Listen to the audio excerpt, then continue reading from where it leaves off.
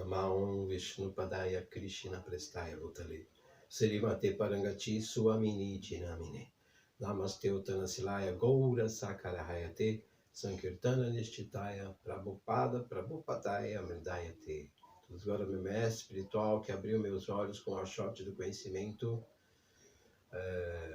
todas as glórias a Sri Krishna Chaitanya Prabhu Nityananda Shri Advaita Gadadara Sri Vasadi Goura Bhaktavrinda Ki Jai, Shri Prabhupada Ki Jai, Shri Gurudeva Ki Jai.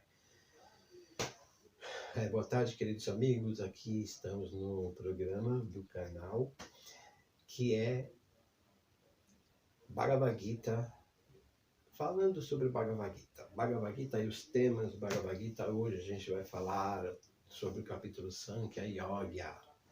Sankhya Yoga, onde Krishna, para quem não conhece Krishna, ele é a suprema personalidade de Deus, uma das manifestações de Deus, é o mesmo Deus que se manifestou como Allah, como Buda, como Jeová, é o mesmo Deus.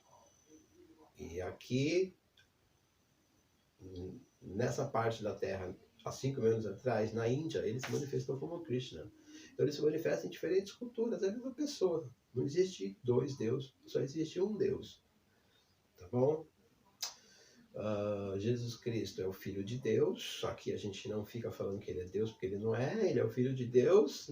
Na cultura indiana ele seria Brahma.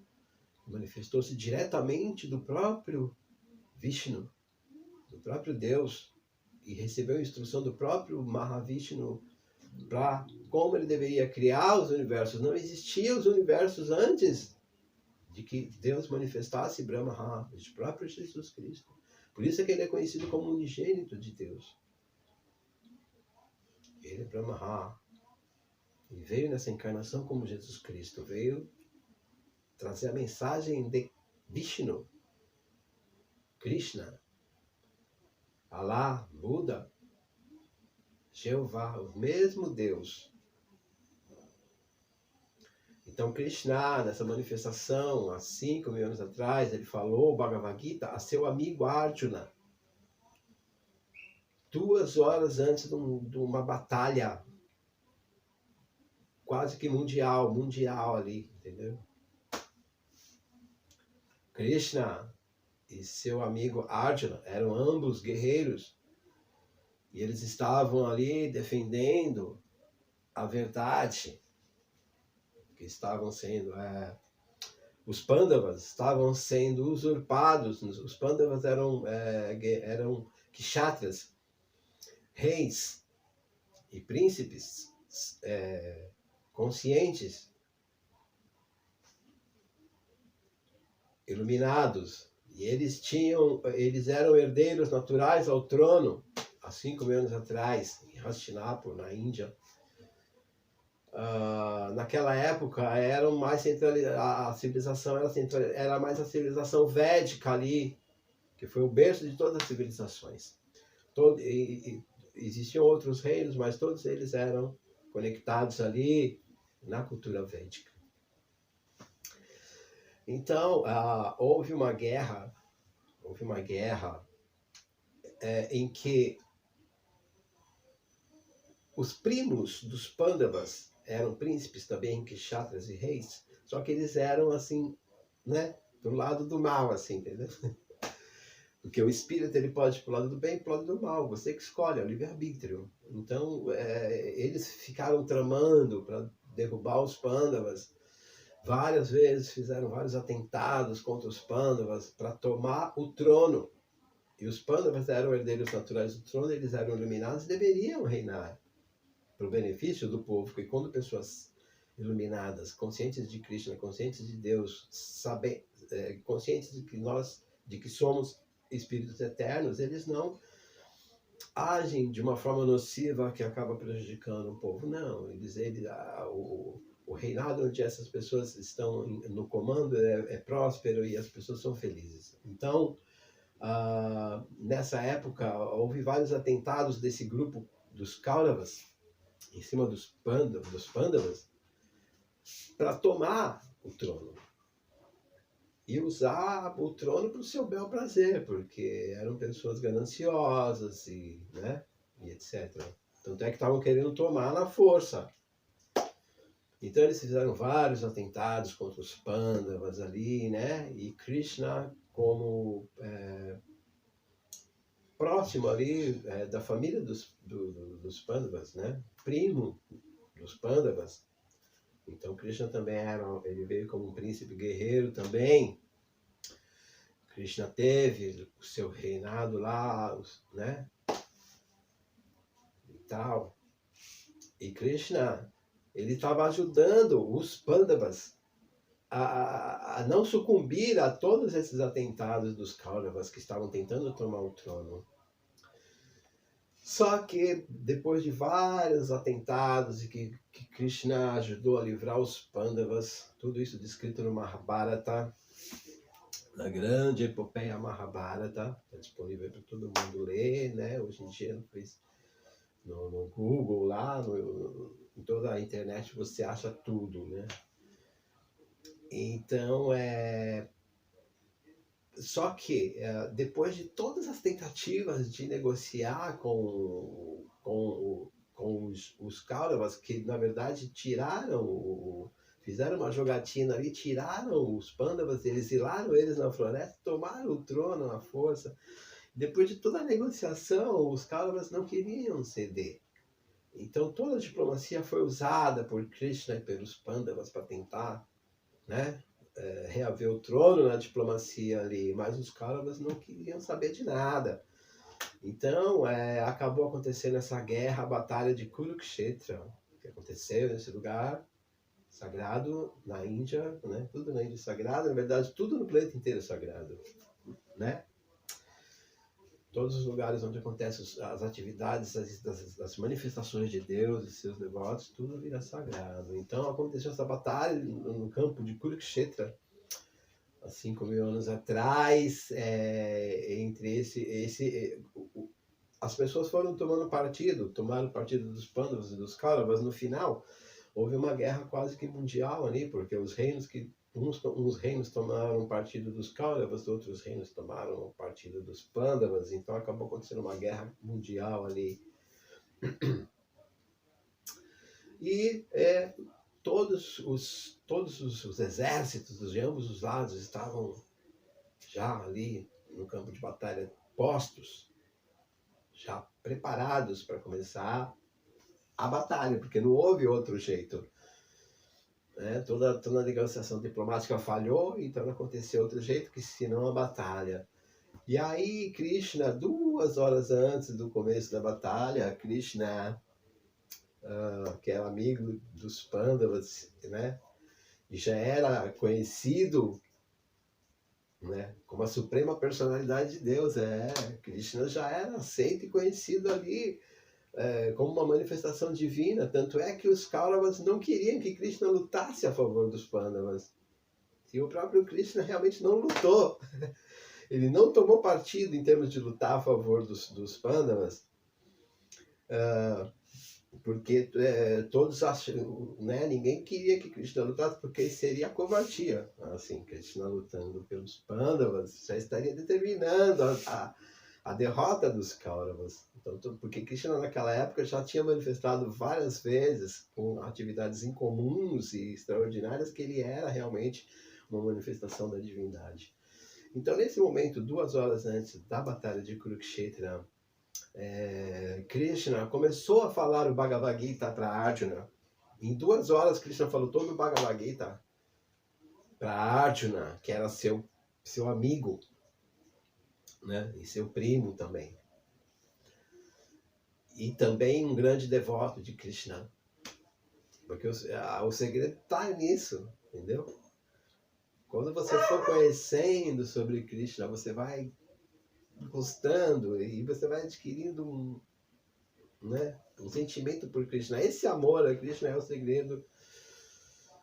Quem se sente atraído por Krishna imediatamente realiza o Brahman. Brahman, que é a realização da espiritualidade cósmica. Aquilo que os yogis buscam durante vidas e vidas. Você que se sente atraído a saber sobre Krishna, você vai realizar isso imediatamente. você vai ver que você é o espírito, você vai realizar o Brahman, que é essa realização da espiritualidade, imediatamente. Então Krishna começou a falar o Bhagavad Gita para Arjuna 2 horas antes. Então o Bhagavad Gita é tido como, né, a essência ali de tudo que foi falado no Bhagavad Gita. E esse capítulo agora é sobre a alma e o corpo. Então Krishna fala no Bhagavad Gita que, da mesma forma que você aí, né, que você passou ali da infância, né, você nasceu, bebê, tá lá, bebê, aí você vai passando, bebê para meninice ali, um pouquinho mais, né, gorduchinha ali aos 5 anos e tal, vai ali crescendo, menino. O fato é que, cientificamente falando, isso já está comprovado pela ciência, de 7 em 7 anos, todas as células do corpo se trocaram. Você vai renovando as células e quando passar de 7 anos, ou seja, no 8º ano, você está totalmente um corpo novo. Não é mais o mesmo corpo que foi do 0 até o 7. Porque as células vão se renovando e se trocando. E você sente que você passou ali, você é o mesmo menino de 8, 9, 10, 11, né? Do 7 ao 14. Aí troca de novo. Não é que troca nessa virada, vai trocando naturalmente. Entendeu? Obviamente que a gente não percebe. Né? Tudo isso é muito místico. Então as células vão trocando. Então dos 7 aos 14, depois dos 14 aos 21, você já é mais adulto, né? Depois dos 21, 28, 35. Aí Krishna fala, do mesma forma que você passa do bebê para a meninice, ali, do meninice à juventude, da juventude à maturidade, da maturidade à velhice. Dessa mesma forma, a alma, que é o eu, a consciência, é você mesmo aí que está aí. Você não sente que você é a mesma? Você não vê, né? Se você tem 50 ou 30, você pensa, pô, você lembra quando você era criança? Pá, você sente, pô, você é a mesma pessoa, óbvio, porque a alma é a mesma. Então você sente que você é o mesmo. Que o corpo está se transformando, mas você é a mesma pessoa. Então Krishna explica, da mesma forma que a alma passa nesses corpos diferenciados, porque você não sente, mas o corpo vai trocando e você vai sendo você mesmo. Não é? Então, da mesma forma, quando chega na velhice, a alma, deixando esse corpo, ela vai aceitar outro corpo. Tá? Naturalmente. A não ser que ela se autorrealize como alma espiritual, realize a sua relação com a divindade. Qual é a sua relação com Deus? Qual é a sua relação com Deus? Você é amigo de Deus? Lá no mundo espiritual, você é amigo? Se você é alma feminina, tem as almas femininas e as almas masculinas. Tudo no mundo espiritual existe um feminino e um masculino, só que tudo é espiritual. Aqui no mundo, assim como no mundo material, aqui é um reflexo do mundo espiritual. Por isso que aqui nós temos relacionamento, temos homem e mulher. Tudo é baseado no homem feminino e masculino, no mundo espiritual também. Só que no mundo espiritual tudo é absoluto. Né? Então lá no mundo espiritual, quem é você? Você é um amigo de Deus? Você é um amigo pessoal? Ou se você é um espírito feminino, você é o quê de Deus? De repente uma namorada? Deus é muito, muito incrível. Qualquer relação que você queira ter com ele, você vai ter. Obviamente que qualquer relação que você automaticamente se incline a ter com ele, começa a sentir esse amor por ele, é porque você é lá no mundo espiritual. E quando você se autorrealizar, você vai ver a sua relação com ele no mundo espiritual. Né? Então, se você é uma alma autorrealizada, você vai, ao deixar um determinado corpo, quando você se realizou naquela vida, você não vai aceitar um outro corpo. E sim que você vai romper o ciclo de samsara, o ciclo de nascimentos e mortes, que é onde a alma espiritual está condicionada ao corpo material. Enquanto ela não compreende a sua natureza espiritual e realiza isso, ela vai ir no ciclo de samsara até realizar isso, realizar mesmo. Então, a hora que a pessoa realiza sua relação com Deus, né? E se autorrealiza também espiritualmente, né? Por isso a importância de se autoconhecer. Ela rompe o ciclo de samsara e volta ao mundo espiritual eterno e realiza seu relacionamento com Krishna. Ou com alguma das manifestações de Deus que você queira também se relacionar. Ele vai se relacionar com você, dentro do humor que você estiver.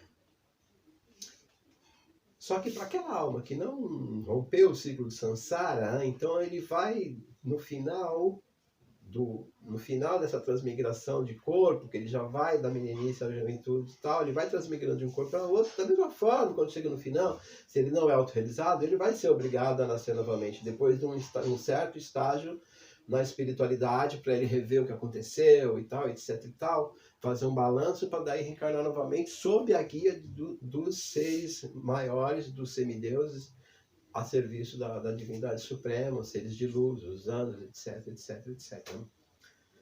Então, a pessoa vai acabar reencarnando. Então, Krishna explica no Bhagavad Gita esse verso, né? Você vê como é que Krishna, por isso que ele é a divindade.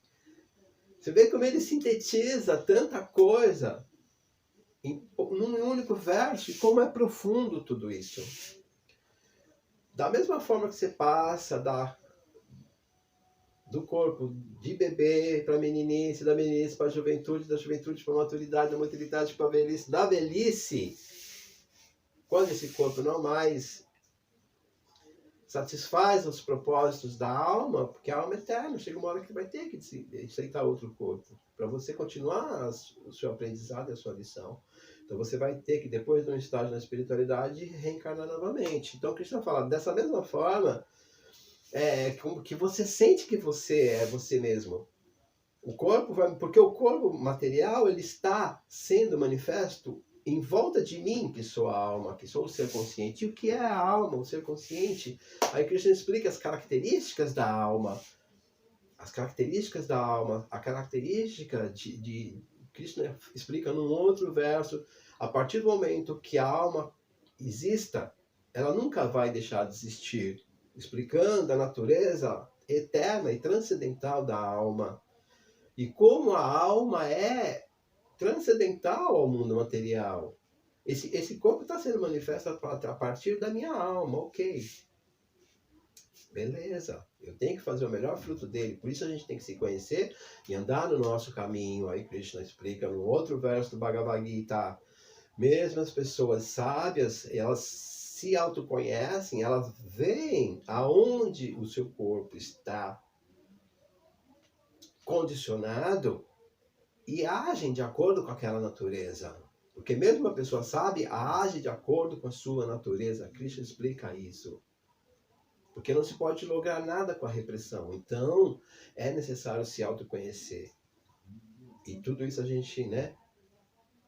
Quanto mais você vai se autoconhecendo, mais você vai se iluminando, mais você vai se libertando da identificação com o corpo. E você vai trabalhando harmoniosamente com o corpo. Obviamente, você fica cada vez mais harmonioso, mas isso de uma forma natural. Aí vai você se conhecer, você trabalhar, você fazer aquilo que você ama, porque é o misticismo. Aí Krishna explica no outro capítulo do Bhagavad Gita, que é Bhakti Yoga, que é o coração do misticismo. Que é você entender que no mundo espiritual, entenda um ponto, no mundo espiritual, é assim, o mundo espiritual que está descrito em outras partes dos Vedas. No mundo espiritual, todas as casas lá, nós temos casas lá, tem casa lá no mundo espiritual. E essas casas são feitas de joias, pedras preciosas. As nossas casas não é tijolo, é feito de pedras. As pedras preciosas, vai pegando as pedras, vai juntando as pedras preciosas, grandando as suas pedaços. como se fosse uns pedaços de tijolo, entendeu? E vai fazendo a sua casa lá. Na verdade, você não vai nem fazendo. Você só pensa nela, ela já está feita. Existem árvores, que existe descrito nos Vedas também, que são árvores conhecidas como árvores dos desejos. Tudo lá, né, na natureza. São árvores que tudo que você chegar embaixo dela e desejar, ela simplesmente te dá. Toda essa árvore do desejo, ela dá qualquer fruta que você quiser. E não é só fruta, ela te dá outras coisas também que você desejar. Lá existem vacas e touros. As vacas são conhecidas como Surabhi, que elas dão leite ilimitado. Tudo que você quiser. Então, num lugar desse, onde você tem tudo, o que é a única coisa digna de se ter para ser merecedor de estar ali? O quê? Aí Krishna explica no Bhagavad Gita, Bhakti Yoga. O amor. Bhakti, o amor. Devoção, o amor. Bhakti, Yoga. Você atingir o estágio do amor pleno aqui na Terra. Intercambiar só amor com os outros seres vivos e também com a Suprema Personalidade de Deus. E você vai reviver nessa relação e vai chegar uma hora que você vai entender o que é o amor Atmarama, vai entender que o amor Atmarama é quando Krishna também explica numa outra parte do Srimad Bhagavatam, já é uma outra literatura, mas que Krishna explica para as gopis em Vrindavana que existe o amor Atmarama, que é você ama, simplesmente ama. Então você não... Se a outra pessoa acaba que não corresponde, você simplesmente segue em frente, porque você já se ama antes. Entendeu? Aí, porque você já se conhece, você faz o que você ama, porque fazer o que também é um outro verso do Bhagavad Gita. E também trabalhar, né? Quem me lembra que eu falei, o sábio, né? Krishna explica, o sábio, erudito, ele também segue a sua natureza, então ele trabalha de acordo com a sua natureza. Então ele faz o quê? Acontece o quê? Ele tem uma autossatisfação interna, que só quem faz o que ama e trabalha no que ama todo dia sabe o que é. Então Krishna explica, esse caminho de fazer só o que ama é o caminho da liberação espiritual. Quando você faz o que você ama dentro da sua natureza, você tem uma autossatisfação tal que você passa a amar os outros relacionamentos como uma expansão de amor. Mas, se, por exemplo, um relacionamento não dá certo, você está desapegado. Então, é o amor em vairagya, é o amor em desapego. Então, essa é a única qualificação do espírito da alma.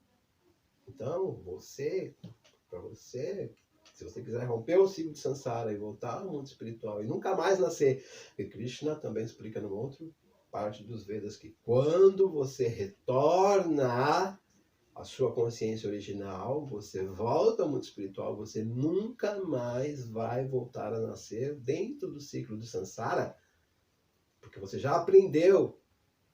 E aí você está lá manifestando amor. E por que a gente tem que passar pelo Sansara para depois aprender e manifestar o amor? Por quê? Porque o amor, esse amor que eu estou falando, ele é totalmente espontâneo. Então, se você já nascesse com esse amor, assim, tipo, se Deus já criasse você com esse amor seria espontâneo.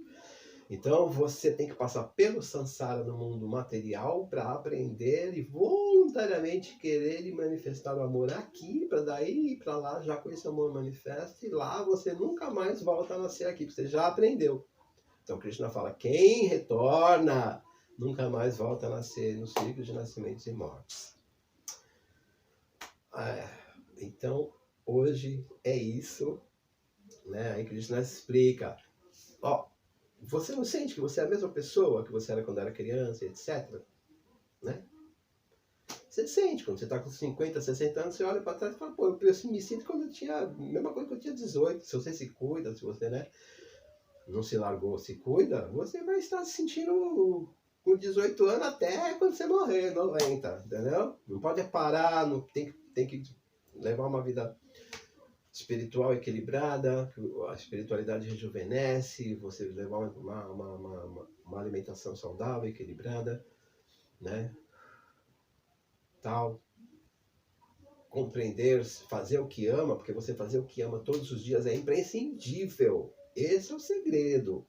Se você não faz o que você ama, você está com certeza vivendo muitos problemas na sua vida.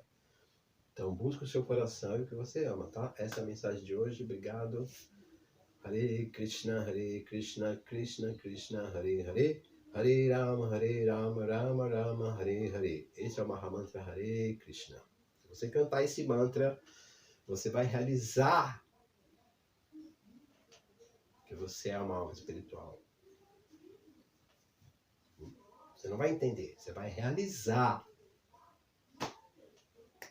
Obrigado, paz e luz.